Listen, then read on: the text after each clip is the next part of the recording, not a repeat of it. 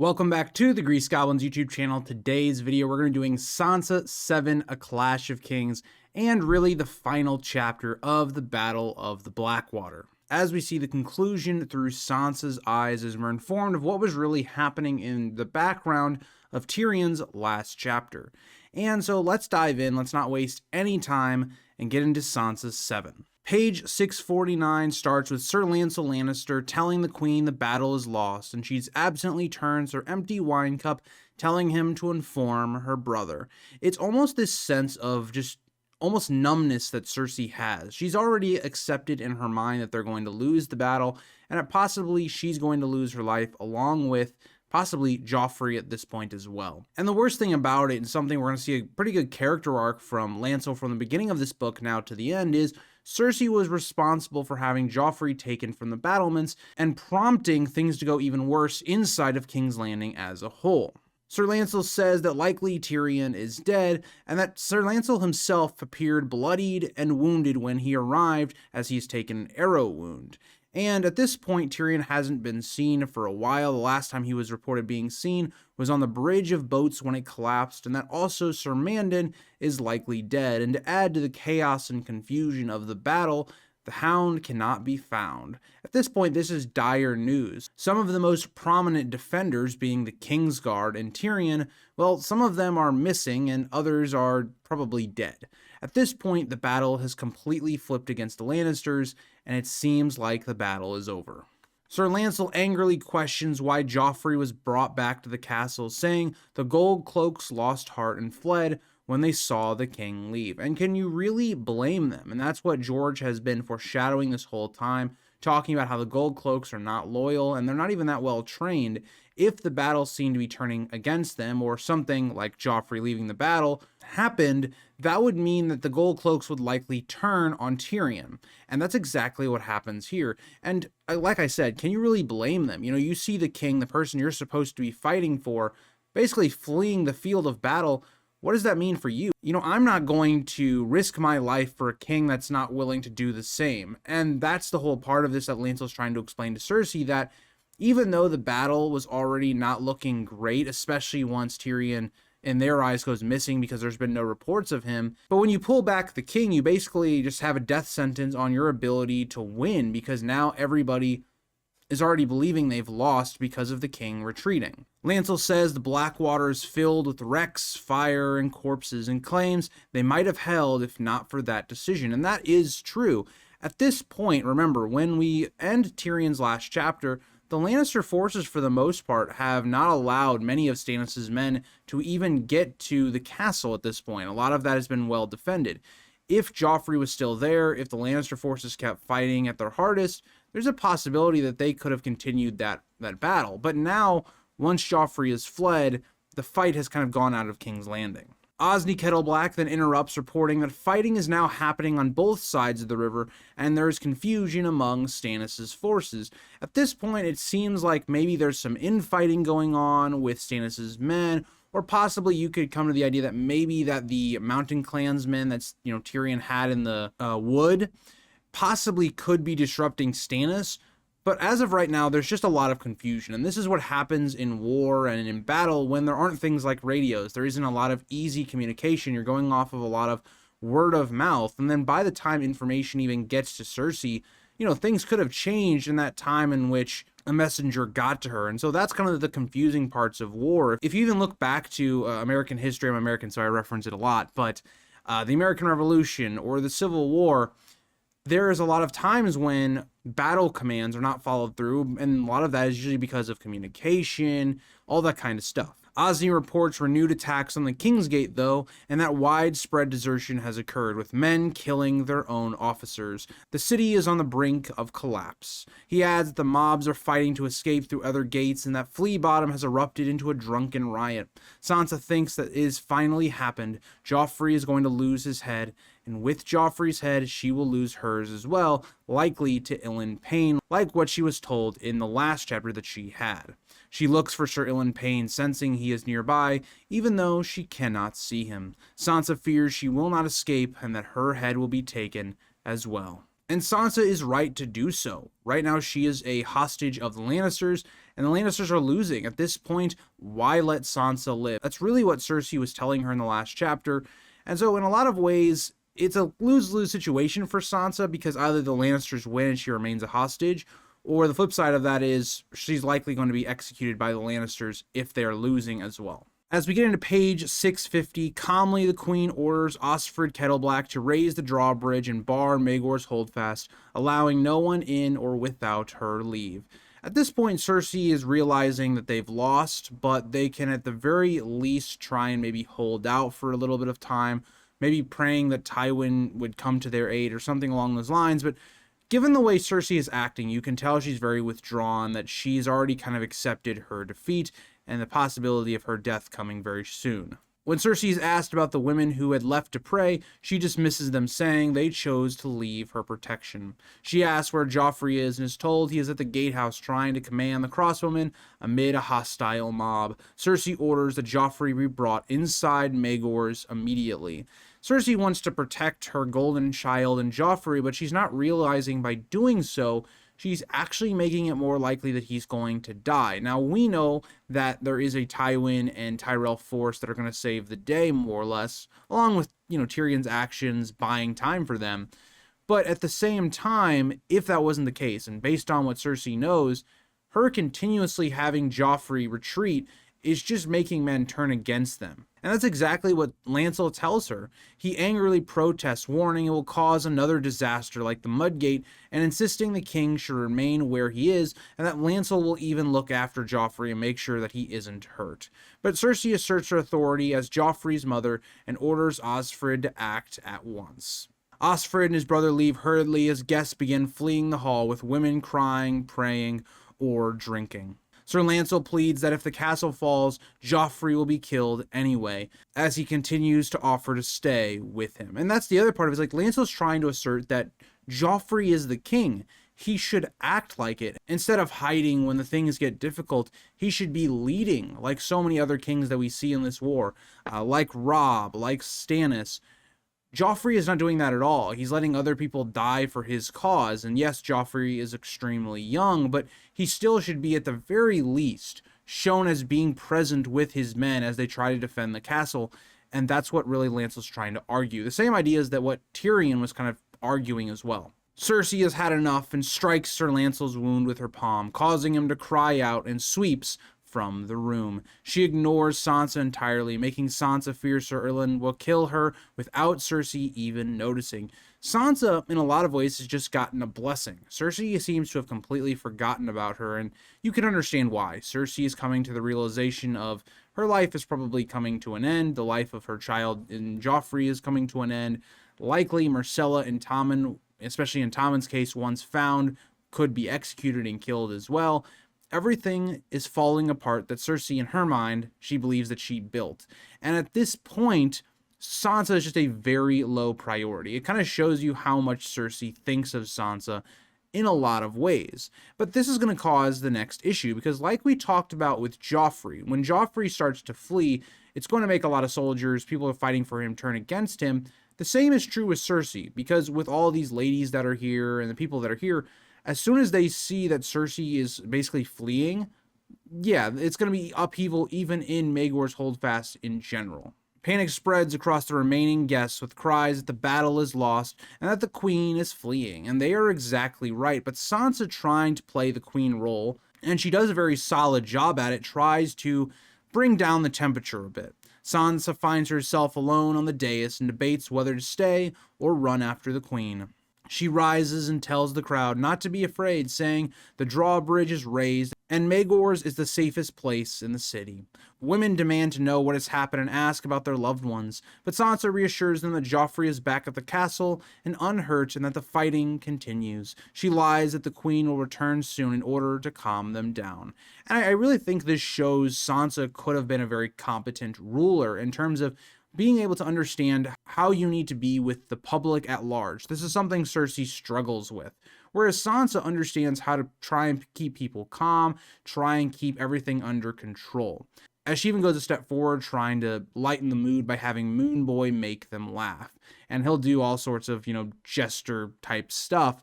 But it does show you of kind of the growth that I think Sansa has had, even that she's gained a bit of confidence to be able to like publicly speak and try to help all these people. And we're going to see that kind of come to a head at the end of this chapter when it comes to her meeting with the Hound. As we get into page 651, like I noted, Moon Boy just continues to do jester type of stuff, performing cartwheels, leaping on the tables, and juggling with wine cups and all that kind of stuff. There is like a nervous laughter. It doesn't feel like actual joy. It feels like many are trying to distract themselves but are failing to do so. Sansa goes to Sir Lancel, who is still on the ground, and kneels beside him as his wound bleeds again where the queen struck him. Lancel gasps about madness and mutters that the imp was right. In a lot of ways, I think Lancel is coming to a newfound respect for Tyrion, whereas, yes, Tyrion's been blackmailing Lancel and all of that kind of stuff, but I think at this moment, Lancel starts to realize, you know what, Tyrion was actually quite, a decent guy. At least he's willing to try and stand up for King's Landing for the people. He's the only one, it feels like, trying to defend the city, willing to give their life. Joffrey is hiding, Cersei is hiding, but Tyrion is not. He's fighting. Sansa orders 2 serving men to help him, but one flees and another one does assist her. And so you can even see with the servants, even now, they're not really obedient and they're fearing for their lives and they're trying to flee. Together they get Lancel to his feet, and Sansa tells the servant to take him to Maester Franken. Sansa reflects that she cannot wish Lancel dead despite believing that she should. Sansa could very easily let Lancel die, just let him bleed out there on the floor, don't get a mace or any of that, and he would die. But that's not who Sansa is. At the core, she still, can be very kind to people, and I know we give Sansa a lot of crap because of the way she treats Arya, the way she looks down on people at times, and a lot of that comes with her status and her position. But even here you see it, like, she can be very kind. And so I do want to point that out when we see kind of the flip side of Sansa, where she is, a nice, tries to be a good person. The torches begin to burn low and some go out with no one replacing them, as Cersei does not return. At this point, Sir Dontos climbs to the dais and whispers to Sansa to return to her bedchamber and lock herself in, promising to come for her later. And this is the wise choice. At this point, there's no reason to stay on this dais. It's nice for Sansa to try and comfort the people, but the people know the situation. They know the battle is lost. What could possibly happen to them is dire. So, yeah, if you're Sansa, maybe lock yourself in your room. It might be safer than this, giant, fairly open room. Sansa wonders whether Dontos or Sir Ilyn will come for her and briefly considers asking Dontos to defend her, but she realizes pretty quickly that's a really bad idea. For one, Dontos is not all that skilled, and 2, he lacks the courage for something like that. Sansa forces herself to walk calmly from the Queen's ballroom, though she wants to run. And I really thought of Arya's chapter in A Game of Thrones, where Arya has to, more or less after Ned's coup, she has to walk in front of a lot of the City Watch and try to act normal, like she's not Arya Stark, like she's just some random servant.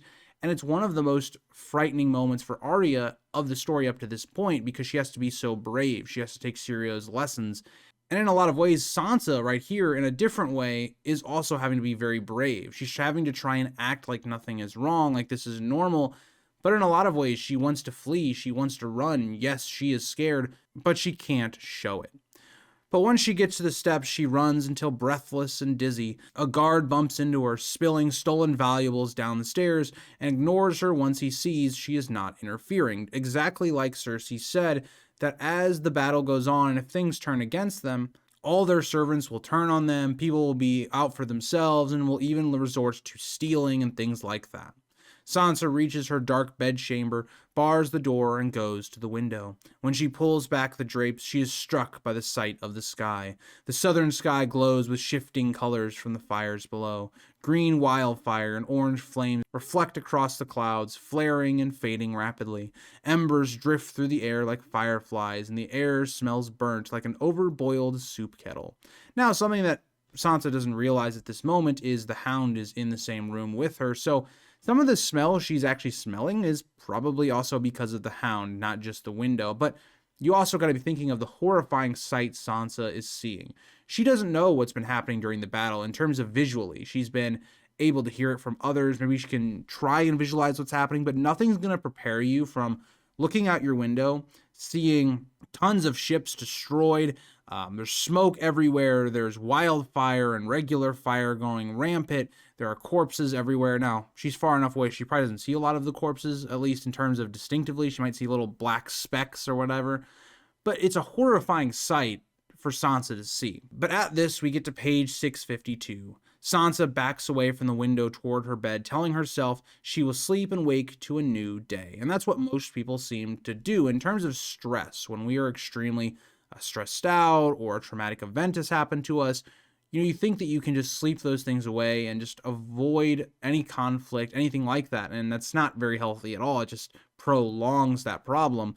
But Sansa takes a very realistic approach, especially as someone at her age. Very normal reaction for Sansa to have. She wonders softly whether she will meet her wolf again when she is dead. She even mouths the word lady. But something moves behind her and a hand grabs her wrist from the darkness. Another hand clamps over her mouth, smothering her scream, its fingers rough and bloody. And a drunken voice calls her little bird, saying he knew she would come. And in terms of a reveal, especially reading this for the first time or even watching the show for the first time, this is this huge moment because George R. R. Martin has built up the heights so incredibly that it's been foreshadowed Sansa might die. She might be executed. And when you have somebody basically in her bedchamber and it looks like it might be trying to assassinate her or assault her or whatever, this is a very heightened moment, especially to conclude the Battle of the Blackwater. A burst of green wildfire light illuminates the room, revealing the Hound's blood-smeared face and glowing eyes. The light fades, leaving him a dark shape in a stained white cloak. He threatens to kill her if she screams and removes his hand from her mouth. What I love about this moment is what I think of it when I first read it and on my rereads is it kind of shows the Hound of having both light and dark inside of him. On one hand, he commits, some very awful atrocities. He's a very cruel man. But at the same time, he almost fulfills more of his vows than some of the other knights, protecting Sansa, protecting her in the weak, not caring what lords say, doing what he thinks should be done. So I think you see parts of that, the light and the dark within Sandor Clegane and who is going to win out. The Hound persona or Sandor himself and his persona? The Hound drinks from a flagon of wine taken from her bedside table. He asks if she wants to know who is winning the battle. Sansa does ask, but in reality she already knows. She knows that the Lannisters are losing based off the reports she was just told. But with that being said, she also doesn't want to go against the Hound. It's more of just parroting what he's saying so that she doesn't die. But the Hound gives a very surprising answer. He says only he has lost. He's lost everything in a lot of ways. Because of him going against the king and Tyrion and not fighting, he's lost his position. He is going to be labeled as a traitor to the crown if the Lannisters are able to win. The Hound has lost everything in terms of his station and stuff like that. But even more so, he's just gone through a very traumatic event. He is somebody that fire is a big part of his past and it's very traumatic to him. And what he's just witnessed firsthand, very much up close, it has scarred him. It's shaken him visibly. And that's something that the Hound is exemplifying here. And what I think is really great is when we get to A Feast for Crows, we're going to explore this topic a lot more, the idea of what war can do to a man and how it creates beasts and things like that. The Hound is like that perfect example where this battle, even someone like the Hound, it is deeply shocked him. It's deeply affected him overall. Sansa realizes he is drunker than she has ever seen him and that he was sleeping in her bed. She asks what he has lost. And like I said earlier, he responds saying he has lost everything and curses Tyrion, wishing he had killed him years ago. But when Sansa says Tyrion is rumored dead, the Hound rejects it and says he wants him burned. The Hound sees Tyrion as really the person that brought along all of the Hound's trauma and brought it back to the surface and why he feels the way he does right now. And you can totally understand that. The Hound says he is leaving and will not stay to see what happens. Sansa asks where he will go, and he says far away from the fires, north or anywhere. She tells him he cannot leave because Maegor's and the city's gates are shut. The Hound says they will not stop him, citing his white cloak and his sword. He says anyone who tries to stop him will die unless they're on fire. And Sansa asks why he came to her room. And that's the huge point of it here is, in a lot of ways, the Hound is kind of forced to leave because he's already disobeyed an order from the king's hand. That could mark him for death, for just being treasonous and for fleeing the battle. So, of course, he's going to have to leave the city regardless. But the other part of it is the Hound is just done with having to follow these high lords and these kings, people that don't care about anyone but themselves. He's tired of doing that. You know, he wants to be his own man, to not be ordered around, treated like an animal the way Joffrey did. And in a lot of ways, that kind of brings it to the head. Why didn't the Hound just leave already? Why is he here for Sansa? As we get into page 653, the Hound reminds Sansa that she promised him a song. She does not understand at first and says she cannot sing, telling him he is frightening her. This is probably the last moment that Sansa had ever want to sing. There is a horrible war going on right now. The Hound has basically just trapped her in her own room and she's fearing for her life. This is not the time to necessarily sing. And I think the singing part, this is something that's deeply interesting to think about, is why does the Hound want a song from Sansa? In a lot of ways, I think Sansa can almost be the foil to the Hound's trauma. Sansa can represent kind of like a mother figure almost in a way to the Hound. I know a lot of people like to say like the romance side of it, but I almost look at it like as a mother figure thing where the Hound is almost in this moment of deep traumatic state where he's drunk and he's just deeply shaken by the events he's seen and witnessed, that Sansa in a lot of ways can be someone he can almost confide in, because he almost knows that Sansa on one hand is not really going to tell anyone because she's not really listened to, she's a hostage, but that also Sansa can be a very kind person. There's a reason he calls her Little Bird, and that is because she parrots a lot of the things she's been taught to say, because, you know, she is a lady. That is her kind of defense, as she says. I think it goes deeper than the Hound maybe having some attraction towards Sansa, more that Sansa almost has like this motherly feel for the Hound, maybe. I don't know. Let me know what you guys think about this and how you interpret it, but that's kind of the way I look at it from the Hound side of things. The Hound says that everything frightens her and demands that she look at him. Sansa sees his blood-smeared face, wide eyes, twitching mouth, and smells sweat, wine, vomit, and blood. He says he could keep her safe, claiming no one would dare hurt her if he were with him. And this is where Sansa's arc, especially of this book, comes to a head. Sansa's basically being thrown against everything she's ever known. Sansa grew up, thinking that because people were handsome or looked good, that those were the best knights.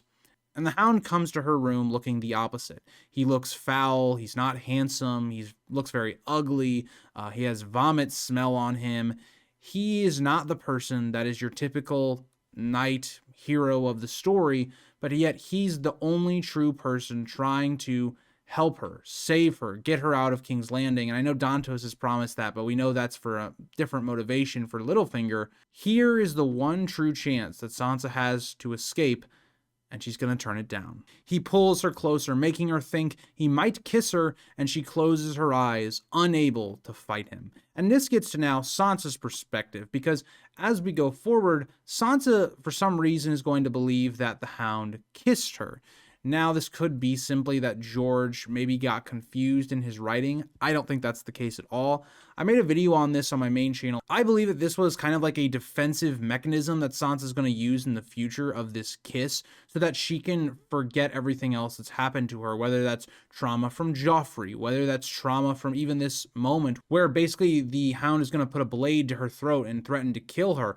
I believe that the kiss is not to represent Sansa having some attraction for the Hound or being in love with him or something like that, but more as a defensive mechanism. The Hound mocks her again for not being able to look at him and throws her onto the bed, almost disgusted because the Hound feels completely rejected again, even by someone like Sansa. And at this, he demands the song she once mentioned, Florian and Jonquil, and draws a dagger to her throat. He orders her to sing for her life. Sansa is too terrified to remember any song and feels the dagger pressing into her throat. At the last moment, she recalls a different song, a prayer to the mother. And again, this is why, in a lot of ways, I believe Sansa is not necessarily meant to represent a love interest for the Hound, even though he threatens stuff like that to Arya later. It's more to represent this hollow feeling of guidance that the Hound has not really had, the feeling of being loved by a mother And so the song here is going to hit home for the Hound because of that exact meaning. And I think Sandor has one of the best arcs, I would say, of this book specifically, even with the little amount of page time he has, especially because of this chapter. She sings softly, praying for mercy, peace, and kindness amidst the violence. She forgets the remaining verses and fears he will kill her when her voice fades. But after a moment, the Hound removes the blade with her throat without speaking. And instinctively, Sansa does something she wasn't expecting. She cups his cheek, feeling blood and moisture that is not blood. We're left to imply that this is the Hound maybe tearing up or crying, and it really strikes home for him. And based on the wordage that I just used of mercy, peace, and kindness, these are all things that the Hound has never had in his life. He has always been treated cruelly, and that's passed on to how he treats others. And Sansa singing that song in a lot of ways is going to hit home. The Hound calls her little bird again in a raw, broken voice. He rises from the bed, tears his cloak, and leaves the room, his footsteps fading away. As we get into page 654, after a long time, Sansa crawls out of bed and finds herself alone. She finds the Hound's torn white cloak on the floor, stained with blood and fire.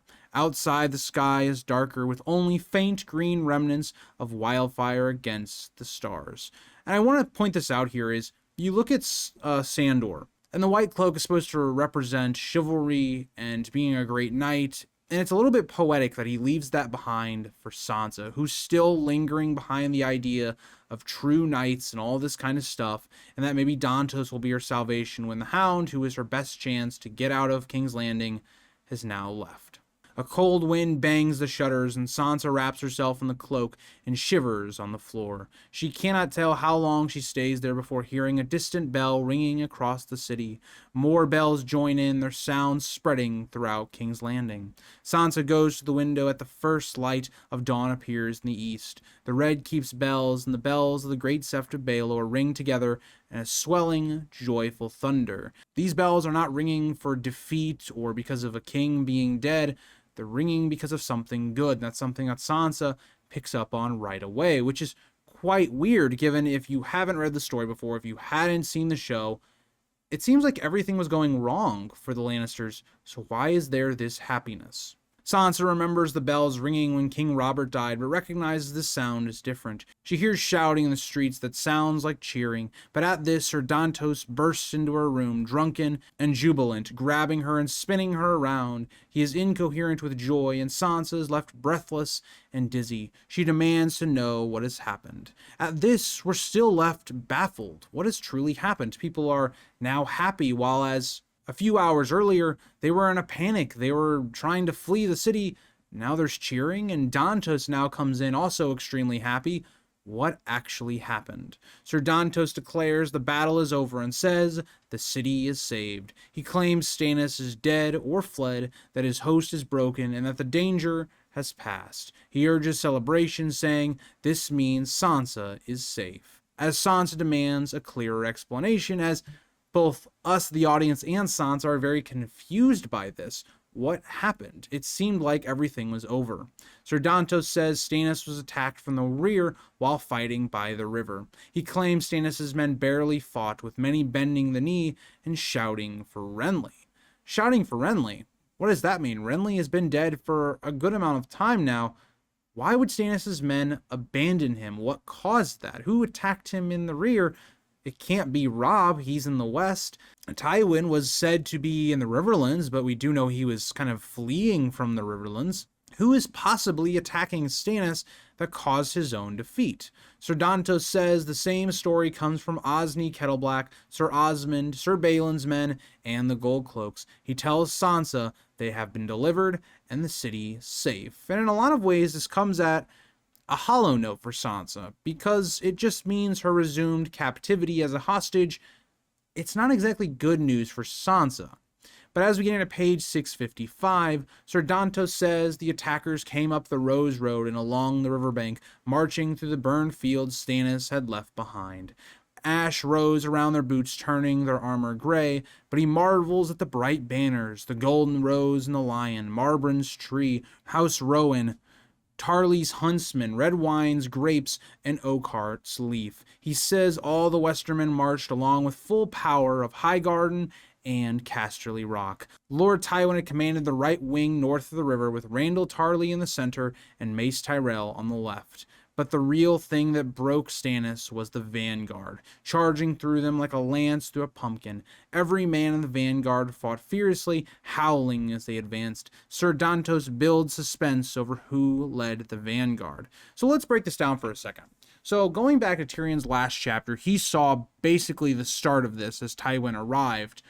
You've got to be thinking, if you are Stannis' men, the battle has gone horribly for you so far up to the point of Tyrion's last chapter. The naval battle has completely turned against you. You are landing men at the castle and sieging some of the gates, and some of them almost fell, but Tyrion leads a counter defense that for the most part succeeds.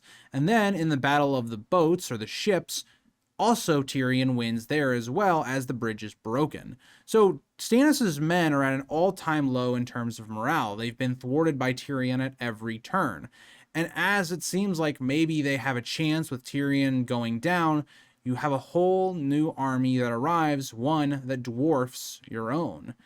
And as we get to the end of this chapter, it gets even worse for Stannis. Sansa briefly hopes it might be Robb, but instead Sir Dontos claims it was Lord Renly wearing green armor with golden antlers shining in the firelight. He says Renly carried a tall spear and killed Sir Gyrard Morgan and many other knights himself. He repeatedly insists it was Renly leading the charge. He exults over the banners and laments not being a knight. And this comes as a huge twist, because we all know Renly is dead. So how is this possible? Did Renly's ghost come back to save the day, to haunt Stannis? Or what actually happened here? And so we won't find out till a little bit later that this was actually Garland Tyrell, who is trying to do this as a ploy to more or less get Stannis' men to be in fear or to switch sides, all that kind of stuff. We also know is because likely Sir Loras wanted to honor Renly and was in love with Renly, all that kind of stuff. But it comes as this huge reveal because this is something that was foreshadowed earlier in the story. Stannis had revealed to Davos that Melisandre had seen in the flames that Renly would thwart Stannis in a great battle. And it didn't exactly happen the way Melisandre said, because it wasn't actually Renly that did it, but it was Renly's ghost. The thing that in Davos 2 that haunted Stannis was really Renly's ghost. You know, after Renly had died, he was still haunted by his peach. He was still haunted by the actions that happened, and maybe even his responsibility in it, and that all comes full circle. The way the Battle of the Blackwater finishes is so perfect because it was foreshadowed to throughout the entire story, whether that was through the Catelyn plotline with Renly, whether that was through Stannis himself and his conversations with Davos, whether that was in just some of the things we're hearing about Tywin's movements, or George casually reminding us where the Tyrell host is. It's so perfectly done because for the entire book, we've been building up to the battle. The battle of this book is its climax, whereas book 1's was really the Ned plot with Ned's coup and then his execution. Here it's all about really the Tyrion and Stannis battle, more or less.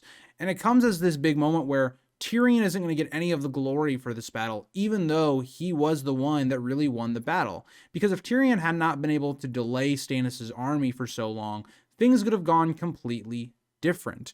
And so I love the way this battle concludes, because it sets up some great dynamics for the future with what happened to Stannis. What was Renly's ghost? What actually was happening there?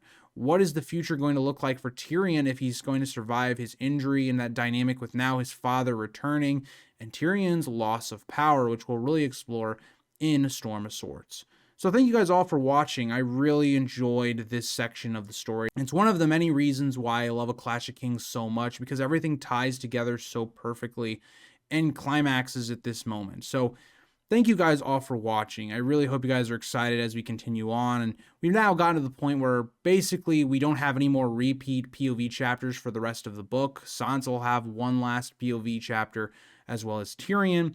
And we'll finish out kind of the rest of our storylines, as usually each one of them has about one chapter left. Theon will have one, and then we'll finish up the North with Bran, of course, is the last chapter. So thank you guys all for watching. I'll see you guys all in the next one. Bye, guys.